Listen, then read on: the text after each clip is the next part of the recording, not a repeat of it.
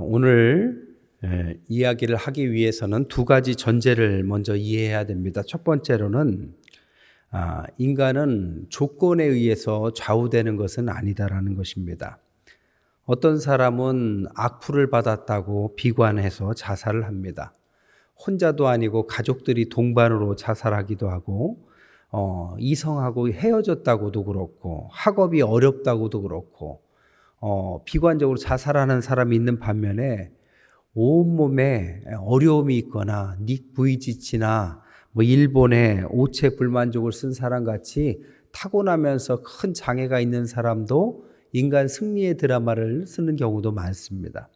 그러니까 이런 걸 보면 인간은 어떤 조건이 좋냐 나쁘냐를 가지고 그 사람의 삶이 어떻게 사냐를 절대적으로 결정하는 것은 아니다. 이게 인간이다라는 것입니다. 또 하나는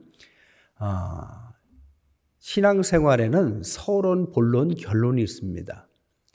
근데 이 서론은 서론처럼 해야 되고 본론은 본론처럼 해야 되고 결론은 결론처럼 해야 돼요. 근데 서론을 본론처럼 하거나 본론을 결론처럼 하면 안 됩니다. 예를 들자면 성전 건축은 서론일까요? 본론일까요? 결론일까요? 성전 건축은 서론입니다. 성전을 건축하고 이제 복음을 전하기 위해서 서론을 여는 것뿐입니다. 그런데 성전 건축을 어떤 교회에서는 본론이자 결론으로 하는 교회들도 있어요. 그러면 성전 건축이 끝나고 나면 다들 허무해지죠. 그것을 위해서 달려왔으니까. 이렇듯이 우리가 해야 되는 서론이 뭐고 본론이 뭐고 결론이 뭐냐.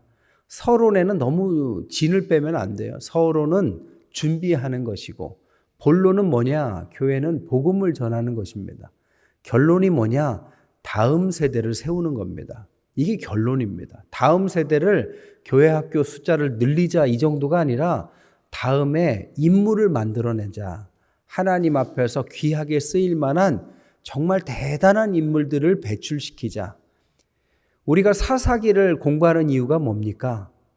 이렇게 하다가 실패하고 저렇게 하다가 또 실패하고 이 반복한 그 이유가 뭡니까? 결론부터 말씀드리자면 이 다음 세대를 책임질 수 있는 사람이 안 나왔기 때문이죠. 그러니까 사사가 나올 때와 안 나올 때, 사사가 끝이 나면 끝이고 또 다른 사사가 나올 때까지 어려움을 당하는 이 일이 반복된다는 거죠. 우리는 이것을 가지고 우리가 가야 될 서론과 본론과 결론이 어떻게 가야 되는지를 생각해 봐야 됩니다. 우리 가정도 마찬가지예요. 서론에 너무 결론처럼 생각하시면 안 돼요. 어려울 때도 있습니다. 그리고 준비할 때도 있는 거죠. 아이들이 막 공부하라고 하면 서론이기 때문에 하는 건데 본론처럼 생각하면 공부가 재미없죠. 이런 것처럼 우리가 하나님의 복음을 세계 땅끝까지 전하기 위해서는 우리가 서론, 본론, 결론에 자신의 상황과 우리 교회의 위치와 상황, 시간표들을 잘 볼 줄 알아야 된다. 오늘 본문은 지난주에 이어서 갑니다. 지난주에는 열국을 남겨두셨다고 그랬어요. 그래서 열국을 남긴 이유가 뭐냐? 하나님을 자꾸 잊어버리니까 잊지 말라고 하나님께서 자꾸 어려움을 그래도 두신 거죠. 그래서 온니엘이라는 사사가 나타나서 40년간 그 나라를 회복시킨 이야기를 했습니다. 그리고 이제 또 이어지는 이야기죠. 오늘 두 번째 사사의 이야기입니다. 12절에 보니까 이스라엘 자손이 또 여호와의 목전에 악을 행하니라. 이게 문제죠. 한번 잘못해서 회개했으면 돌아와야 되는데 돌아오고 나서 살만하니까 또 악을 행했다. 또 악을 행했다는 건 뭡니까? 하나님하고 멀어졌다. 세상하고 가까워졌다.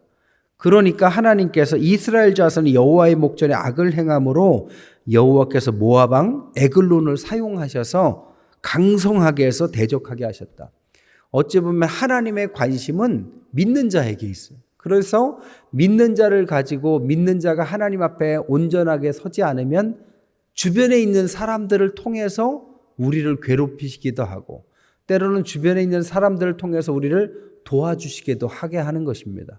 그러니까 주변에 있는 사람들은 어찌 말하면 하나님이 우리를 위해서 강성하게도 하고 이렇게 약화시키게도 한다라는 것입니다.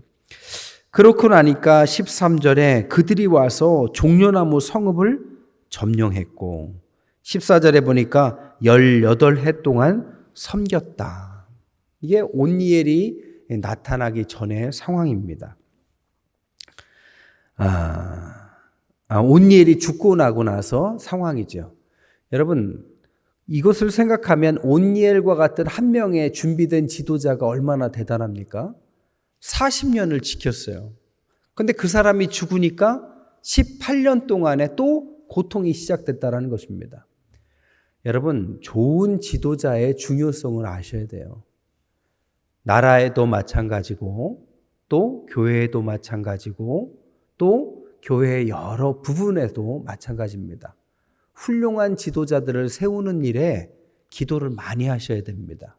어느 편이고 여당이냐 야당이냐를 떠나서 나라를 사랑하고 정말 잘 준비된 사람이 나와야 됩니다. 그러기 위한 구조도 좀 잘 만들어야 돼요. 지도자 한 명이 잘 나오면 교회든 나라든 번성을 하고 안정이 됩니다. 근데 지도자 한 명이 잘못되면 내내 그 시간을 낭비해요. 교회도요, 살아있습니다.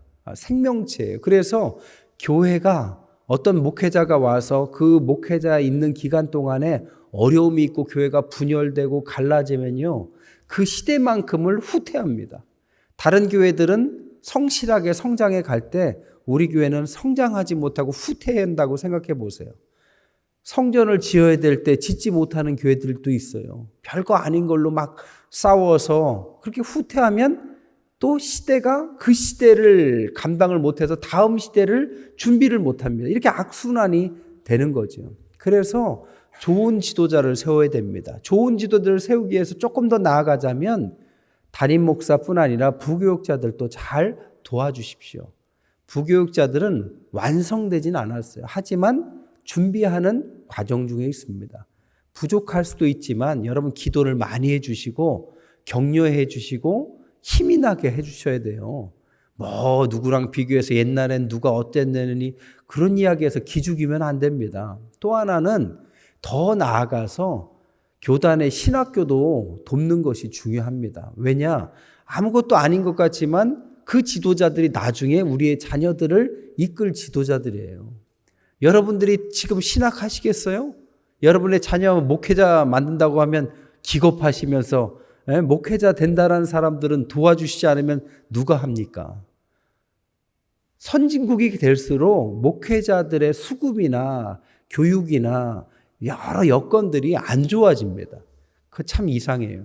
나라가 부강하면 목회도 더 잘해야 되는데 이상하게 목회를 안 가려고 그래요. 그래서 어렵습니다. 그러니까 목회자가 잘 성장할 수 있도록 장학금도 좀 보내주시고 교회 내에서 파트 전도사님들도 격려해 주시고 좀 도와주시면 참 좋을 것 같아요. 이렇게 지도자가 중요합니다. 또 하나, 온니엘이 죽으니까 또 40년의 평안이 깨져서 18년의 어려움이 금방 왔습니다. 왜요? 다음 지도자가 없어서 그런 거죠. 이어지는 다음 지도자가 있어야 되는데 그게 없다라는 거죠. 그만큼 다음 세대에 바톤 터치를 못한 거죠. 목회자들만 그렇습니까? 장로님들도 그렇고 권사님들도 그렇고 대단하게 열심히 있는 권사님이 있던 시대와 그렇지 않고 평범한 권사님들의 시대는 옛날 얘기가 당연히 나오는 거죠. 목회자들도 마찬가지고 장로님들도 마찬가지입니다. 우리 교단의 큰 교회들은요, 장로님들이 기라성 같은 장로님들이 꼭 나와야만 교회가 커집니다.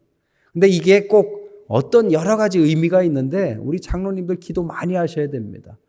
정말 장로다운 장로가 나오고 교회뿐 아니라 정말 전국의 교단에서 이름을 날릴 만한 큰 장로님들이 나와야만 교회도 좋은 겁니다. 교회도 성장하는 거죠. 그래서 이 모든 것들이 다 연결되어지는 것입니다.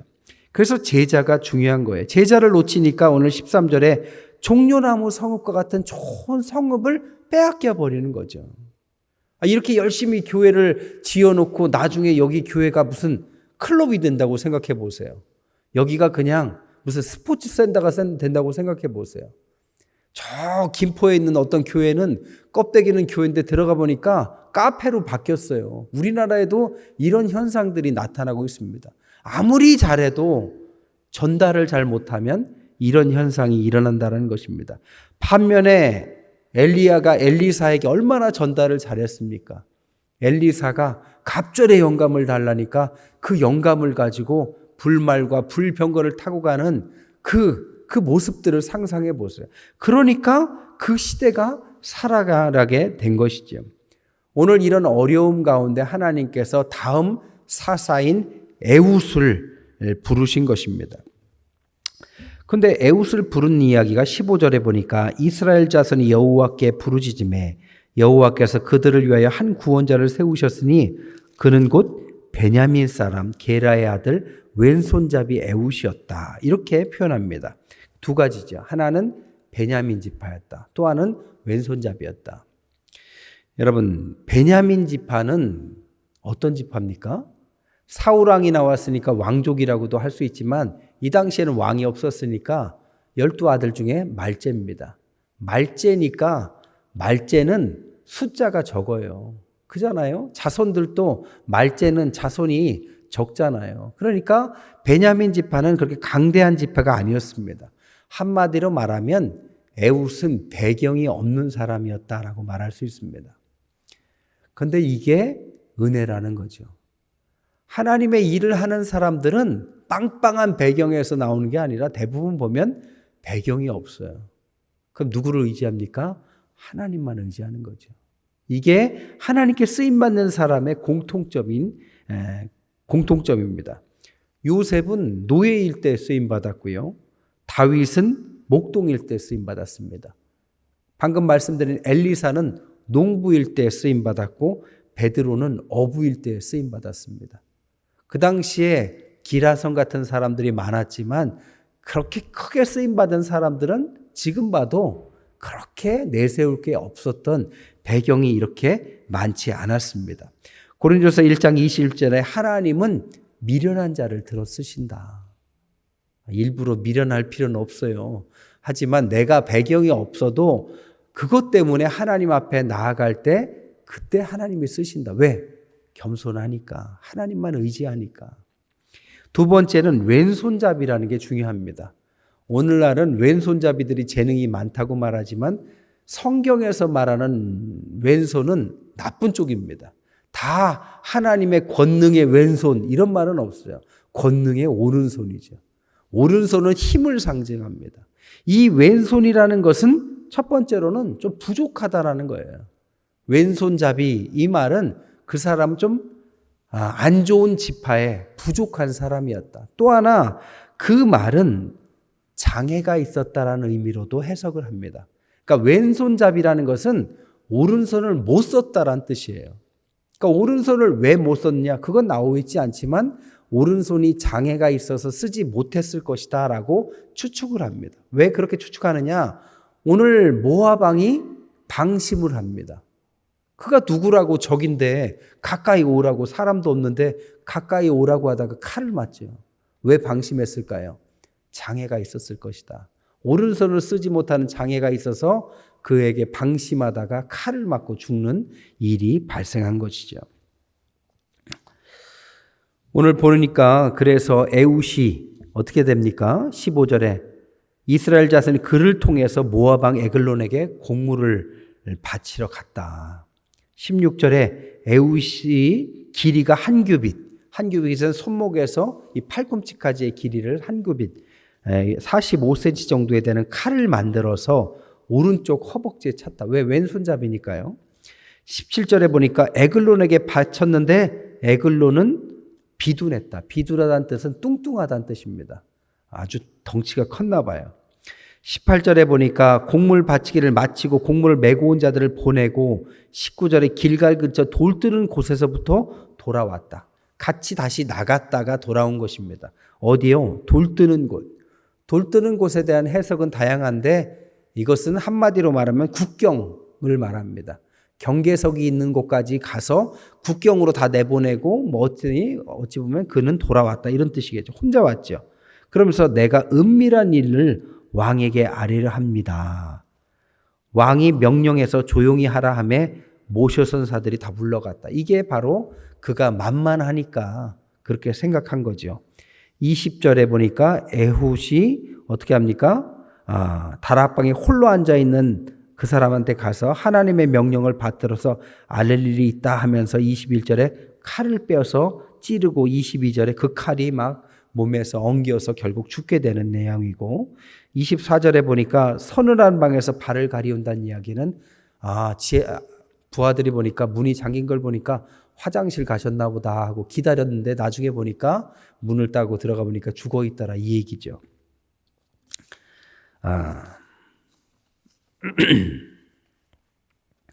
베냐민 지파들은 베노니, 베냐민, 오른손이라는 의미를 갖고 있습니다. 그만큼 물맷돌을 잘 던졌다고 그래요. 그런데 베냐민 지파에서도 리더가 되는 이 에훗은 어떤 사람입니까? 오른손을 못 쓰는 사람입니다. 근데 하나님이 그를 택했어요. 사사로 세워서 그가 이 연약한 것을 사용해서 방심케 해서 오히려 적의 수장을 물리치는 내용이 오늘 내용입니다. 오늘 내용에서 중요한 점은 뭘까요? 첫째로 아까 말씀드린 것처럼 조건에 따라서 하나님의 일을 하고 안 하는 것은 아니다. 조건이 좋다고 잘 쓰임받고 조건이 나쁘다고 쓰임 못 받는 게 아니다. 오히려 조건이 좋다고 조건이 좋은 사람들이 교만하고 조건이 안 좋은 사람이 쓰임받기도 한다. 근데 또 반대도 있습니다. 조건이 안 좋은 사람이 난 틀렸다라고 생각하면 최악이에요. 중국에서 가장 성공한 마윈이라는 사람이 이런 말을 했어요. 자기는 가장 같이 일하기 힘든 사람이 가난한 사람이더래요. 그래서 왜 가난한 사람들이 같이 일하기 힘드느냐? 가난해서가 아니라 마음이 이 가난에 찌들어서 이렇게 생각하더래요. 자유를 주면 함정이라고 생각한다고요. 그리고 작은 비즈니스를 하자 그러면 아이고 돈 못 버는 걸 뭐로 하냐 이렇게 말하고, 그럼 큰 비즈니스를 하자 그러면 아이고 돈도 없는데 어떻게 하냐 이렇게 말을 한대요.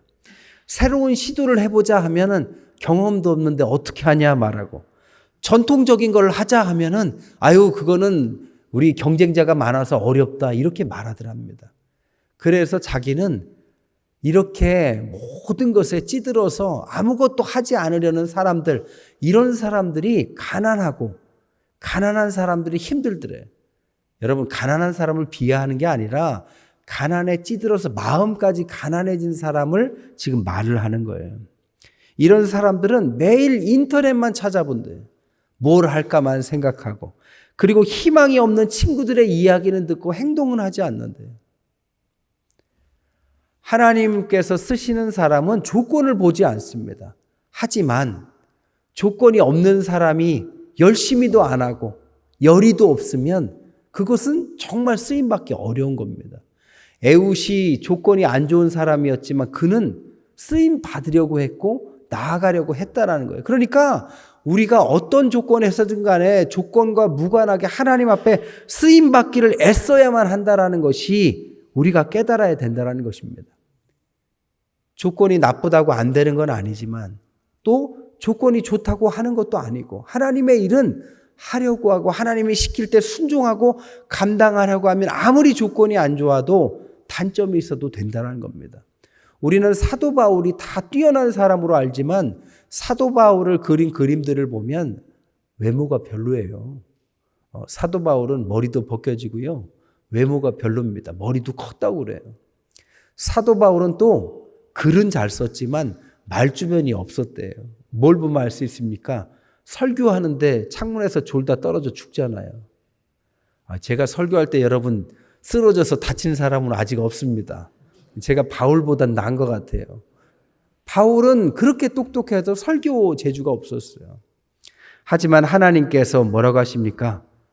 그에게 재능을 주시고 열심을 주시고 만나주시고, 그리고 나서 그가 또 교만할까 봐 육체의 가시도 없애지 않았습니다. 어려운 가운데 끝까지 어려움을 딛고도 그의 재능을 잘 사용해서 하나님 앞에 크게 사용받았죠. 방금도 말씀드렸지만 에웃은 부족한 사람의, 스펙도 없는 사람의, 조건도 안 좋은 사람의, 장애도 갖고 있다라고 추측되는 사람이었습니다. 그런데 그 장애가 적을 방심하게 하는 오히려 장점으로 바꿨다라는 거예요. 그게 중요한 거예요. 한국에서 제가 알기로 미국에서 가장 성공한 가족, 그분의 그 고위직으로 자녀들을 많이 보낸 가족의 아버님이 제가 알기로는 시각장애인으로 알고 있습니다. 그러니까 시각장애인이라는 단점이 있었지만 그것을 장점으로 활용하신 거죠. 그래서 많은 일을 하신 거죠. 우리 장로님도 계시지만 장로님이 얼마나 불편하시겠어요. 근데 장로님이 얼마나 기억력이 좋으시고 많은 일을 하십니까? 그러니까 단점이 더 자신의 장점을 부각할 수 있는 하나님의 섭리가 될 수 있다라는 것이 에웃을 통해서 우리가 배워야 될 것입니다. 오른손을 못 쓰는 에웃, 그는 자신의 단점 때문에 더 하나님을 의지했습니다. 그랬더니 하나님께서 에웃의 더 큰 오른손이 돼주신 거죠. 하나님께서 우리의 오른손이 돼주시면 우리의 단점들은 아무 문제가 없는 것입니다. 그리고 하나님께서 에웃을 붙들어 주셔서 28절에 어떻게 합니까? 나를 따르라 하면서 너희의 원수인 모압을 너희의 손에 넘겨주셨느니라 하며 무리가 에웃을 따라 내려가 모압 맞은편 요단강 나루를 장악하여 한 사람도 건너지 못하게 하고 그때 모압 사람 약 10,000명을 죽였다. 그것도 장사, 용사들을 그 불편한 몸으로도 용기 100배에서 수장도 죽이고 왕도 죽이고 이 10,000명에 되는 장사들도 다 꺾었던 것입니다. 하나님이 붙잡아 주시면 가능한 일이죠. 하나님이 우리의 오른손이 돼주시면 가능한 일이십니다. 하나님이 우리에게 오른손으로 붙잡아 주시면 다 가능한 일입니다. 우리에게는 단점들이 다 있어요. 부족한 점들이 다 있습니다. 우리가 그렇다고 해서 그것이 우리의 하나님께서 사용하시는데 단점이 된다라고 스스로 결론 내리지 마십시오. 그것이 사단이 주는 마음이에요. 오히려 단점이 하나님께 쓰임받을 때는 장점으로 바뀌는 역사를 에웃을 통해서 가르쳐 주시는 것이 오늘 본문의 결론인 것입니다. 말씀을 정리할게요. 그럼에도 불구하고 30절 모압이 이스라엘 수하에 굴복하며 그 땅이 80년 동안 평온하였다. 가장 연약한 지파에 연약한 사람을 통해서 가장 긴 번성함을 주셨습니다. 이게 은혜지만 또 한계는 뭘까요? 지도자를 이어가지 못했다. 그래서 또 문제가 발생하는 것이 다음 이야기입니다. 우리는 사사기를 통해서 그 사사기의 교훈을 얻지만 더 중요한 것은 우리의 약점을 보완하고 우리가 가야 될 방향을 찾는 것이 중요합니다. 여러분, 오늘보다 내일이 중요해요. 지금보다 내일을 준비해야 됩니다. 그냥 이만하면 됐다 하고 안주하는 순간에 끝입니다. 처음에 말씀드렸죠. 지금은 우리 교회 뭘까요? 본론일까요? 본론일 수도 있고 제가 새로 부임했으니까 서론일 수도 있잖아요. 우리 교회에 갖고 있는 모든 기반과 우리 교회 성도들이 이제 시작입니다. 서론이에요. 우리가 해야 되는 것은 이제 복음을 잘 전해가는 것입니다. 전하기 위해서 교육도 받고 훈련도 받고요. 예배도 열심히 참석하시고 또 새벽에 단도 열심히 쌓아보세요. 새벽에 안 나올까 봐 제가 방송을 안 내보내는데 여러 사람들이 그걸 녹음해서 또 준다고 그러더라고요. 그래서 안 나오면 안 됩니다, 여러분.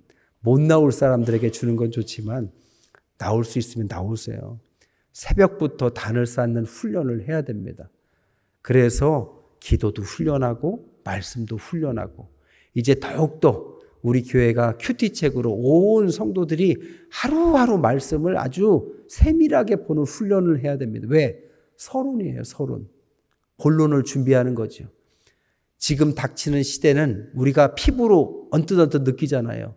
옛날과 지금은 복음 전하는 수준이 달라요. 사람들이 교회에 대한 인식이 달라졌고요.